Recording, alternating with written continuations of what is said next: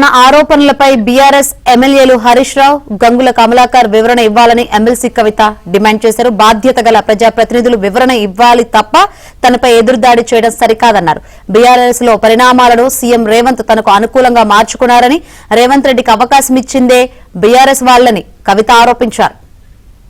ఎప్పుడైనా నిర్దిష్టమైన సమాచారం ఉంటేనే మాట్లాడతాను, కానీ నిన్న మాత్రం రైతులు చెప్పింది మాట్లాడుతున్నా. మరి నాకు తెలియదు, వాళ్ళు క్లారిఫికేషన్ ఇచ్చుకోవాలనుకున్నా అని చెప్పడం జరిగింది.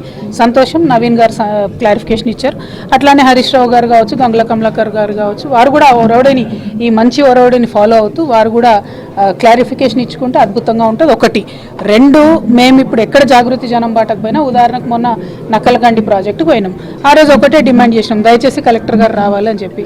నిన్న కలెక్టర్ గారు వెళ్ళి విజిట్ చేసినారు. ఒక స్వాంతన లభించి టెంపరీగా ఒక సొల్యూషన్ అనేటటువంటిది ఒక సంస్థ చేస్తున్న కార్యక్రమాలతో లభిస్తున్నప్పుడు దాన్ని హర్షించాలి తప్ప దాంట్లో ఏదో రంధ్రాన్వేషణ చేస్తాం, దీంట్లో లోపాలే వెతుకుతామంటే మరిగా మేము లోపాలు వెతుకుతలేం. మేము ఫీడ్బ్యాక్ వచ్చినట్టు చెప్తున్నాం, దానికి పరిష్కారం వెతికేటటువంటి ప్రయత్నం చేస్తాం. వాళ్ళకు బాధ్యత ఉంది, బాధ్యతాయుతమైనటువంటి ప్రజాప్రతినిధులం మేము అనుకుంటే ఎక్స్ప్లెనేషన్ ఇచ్చుకోవాలి. నా మీద అటాక్ చేస్తే ఏమొస్తుంది?